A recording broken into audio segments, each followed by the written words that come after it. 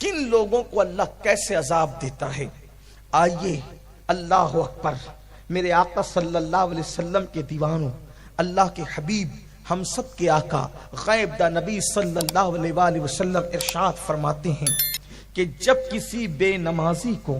اس کی قبر میں رکھا جاتا ہے جس نے نماز نہیں پڑھی۔ آج یہ بات عام ہے، جب نماز کا ذکر ہوتا ہے لوگ سوچتے ہیں یہ تو مولوی صاحب کی بات ہے کہ وہ تو نماز کا ذکر کریں گے، مگر ایک بات یاد رکھیں، نماز چھوڑ کر کوئی سچا مسلمان ہو ہی نہیں سکتا۔ مسلمان بننے کے لیے نماز ضروری ہے۔ حضور اکرم صلی اللہ علیہ وآلہ وسلم کے صحابہ کہتے تھے کہ ہم نبی کے دور میں مسلمانوں کو نماز سے پہچانتے تھے کہ جو نماز پڑھتا ہے وہ مسلمان ہے، جو نماز نہیں پڑھتا وہ مسلمان نہیں ہے۔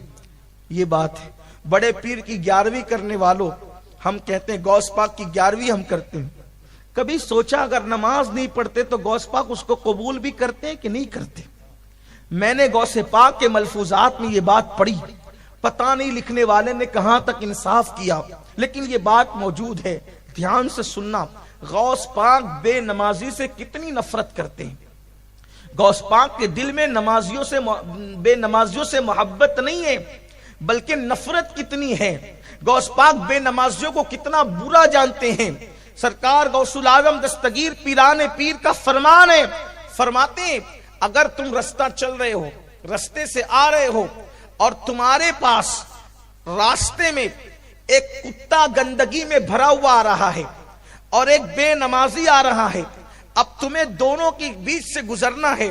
اب آپ کو یا تو کتے کی طرف ہٹنا پڑے یا تو بے نمازی کی طرف ہٹنا پڑے، تو تم ہٹو گے کدھر؟ وہ فرماتے ہیں جو گندگی میں بھرا ہوا کتا ہے اس کی طرف ہٹ جانا، مگر بے نمازی کی طرف مت ہٹنا، اس لیے کہ کتے کی جو نجاست ہے اگر وہ تمہارے جسم پہ لگ گئی تو اس کو آپ تھوڑے سے پانی سے دھل کر پاک ہو جاؤ گے، لیکن بے نمازی کی نحوست اگر تم پر پڑ گئی تو اس کو دنیا کے کوئی سمندر کا پانی دھو نہیں سکے گا۔ آپ مجھے بتائیں کہ بے نمازی سے اتنی نفرت غوث پاک کر رہے ہیں اور ہم لوگ مسجدوں کو ویران کر چکے ہیں، ہمارے پاس نماز کے لیے وقت نہیں ہے، دوستوں کے لیے ٹائم، ماں باپ کے لیے ٹائم، کھیل کود کے لیے ٹائم، جوا کھیلنے کے لیے ٹائم، شراب کے اڈوں پہ جانے کے لیے ٹائم، فلمیں دیکھنے کے لیے ٹائم۔ جس رب نے زندگی دی، جس رب نے دولت دی، جس رب نے قوت دی،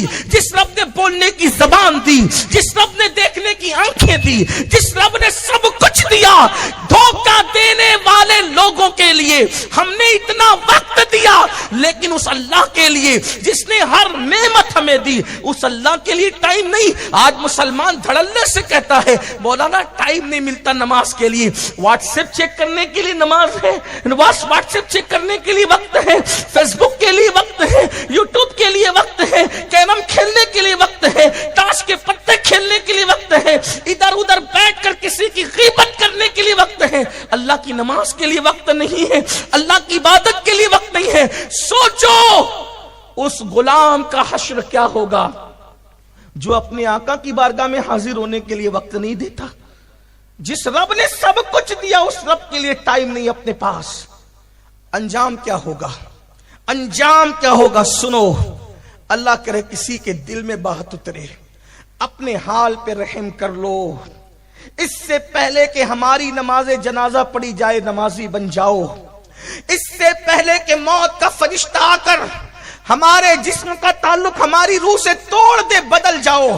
ورنہ پچھتانے کے سوا کچھ ہاتھ نہیں آئے گا۔ یہ بڑے بڑے مکانات، یہ بڑی بڑی کاریں، یہ بڑا بڑا بینک بیلنس، یہ بڑی بڑی جائیداد، یہ کھیتیاں سب یہیں رہے گی۔ کفن میں کچھ نہیں لے جانا ہے اعمال کے سوا، جو کفن میں لے جانا ہے اس کے لیے ٹائم نہیں، جو یہاں پڑی رہ جانا ہے اس کے لیے رات دن محنت، جھوٹ بول بول کے مال کما رہے ہیں، ناپ تول میں کمیاں کر رہے ہیں، لاٹریاں کھیل رہے ہیں، جوا کھیل رہے ہیں، سود کھا رہے ہیں، جو سب چھوڑ کر جانا ہے اس کے لیے رات دن محنت، جو قبر میں لے جانا ہے اس کے لیے کوئی محنت نہیں۔ تو اپنے سچے نبی نے فرمایا، میری ماں اور بہنوں کی بھی خاص توجہ، یہ بات صرف مردوں کے لیے نہیں ہے، یہ عورتوں کے لیے، ہر انسان کے لیے ہے۔ میرے